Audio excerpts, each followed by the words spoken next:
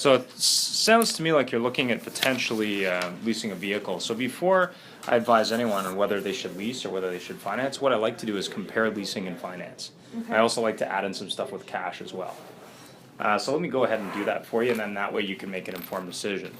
Now, about 80% of the people that I speak to consider leasing, about 20% finance it, and about those 1% pay cash. And now we both know that the cash isn't really cash, but 1% choose to go that way. Okay? Average ownership term in North America of a vehicle is 3 to 5 years, just so you know. And on the lease side, it depends on the brand and the time of year, but as a general sense, you're generally borrowing about half the vehicle value. Okay? On a finance, you're borrowing 100%. This is my bad car drawing.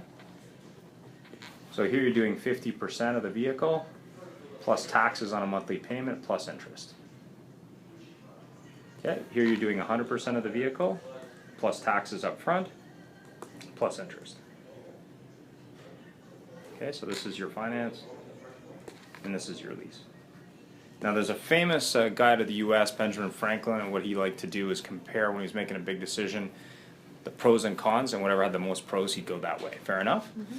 Now vehicles depreciate over time. I'm going to go over lease and financing, and then what I'm going to do is list pros and cons, so that way you can make an informed decision.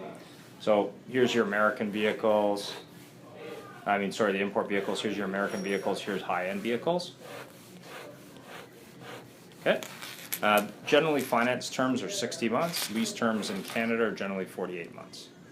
Now, if you're looking at a Nissan, generally 3 years in, 36 months, that vehicle is worth pretty much what the buyout is on the lease. Mm-hmm. So at that point, you have the ability to either buy the vehicle, which you could buy any time, but at that time, you could also break out of that lease and change vehicles. Mm-hmm. And as I said before, you're looking at 3 to 5.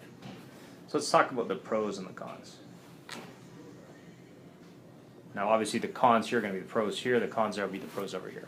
Right. Okay, so why do I say 3 to 5 years? Because when I'm looking at your cost per mile, if I'm owning a car over 5 years, I want to be financing it, because then your cost per mile actually is less. When you factor in your taxes, your vehicle, the gas, the mileage, and the service, after 5 years, your cost per mile is less. The other pros is obviously ownership, because eventually you're not making payments anymore, which eventually allows you to own an asset. Of course, it's a depreciating asset, as you can see here, but it's an asset that is an asset for you, right? Now, obviously, in addition to the car, you have your interest, which is a small component in taxes, right? Yeah. So those are basically, when you look at it, are your pros. Unlimited mileage. You can drive as much as you want because you're not limited by mileage. Right. Most people in North America drive around 24,000 kilometers a year. If you're in Canada, in the States, the equivalent mileage. So here it's 24,000 kilometers a year is the limit generally. You can pre-buy more, but that's generally how it's structured. Okay. Right. The pros here are tax deductible for some people. Flexibility, because generally people want different vehicles over the lifetime because life happens to them. So if you want to get out earlier, it's easier. Lower payments because you're borrowing less money. That usually equates to more vehicles, so most people lease because they want a higher end vehicle. And they also understand that they want to invest less in a depreciating asset. So for example, if I'm looking at a Highline vehicle, say for a Mercedes-Benz, this number is not going to be 80%, it's going to be closer to 100. Right. Because as people have more money, they lease more often because they understand that vehicles depreciate and they don't want to put money into them, right. and they have other costs. Yeah. They also want a nicer vehicle, and that costs more money, so leasing makes even more sense. Yeah. In addition, it just makes sense for their budget, because most people I talk to, and correct me if I'm wrong, aren't making more money every year. They're actually making about the same they made last year, but their costs are going up. Is that correct? Yeah. Okay, great.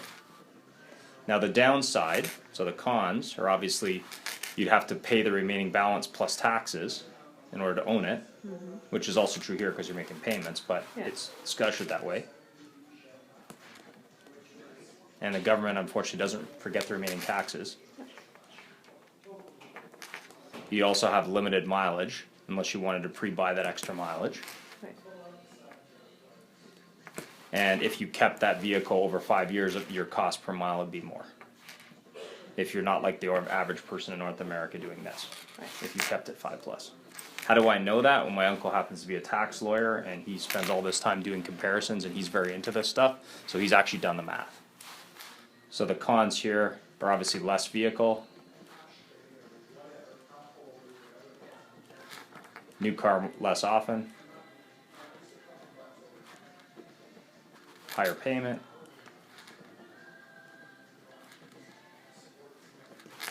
less flexibility, more money down, etc. So that's really the pros and cons. So that gives you a sense of why you should lease versus financing. Now, of course, I can help you either way, but a lot of the customers I'm talking to who are cash buyers are debating moving into a finance or lease just to make it more affordable. You generally save about $150 a month here in terms of your payment. And contrary to popular demand, or contrary to popular opinion, you actually can always own this vehicle. You just got to pay the remaining balance. You're just paying for it differently. Right. Questions? Oh, it's pretty straightforward. Rock and roll. How do I stop it? Oh, I guess I gotta do this first.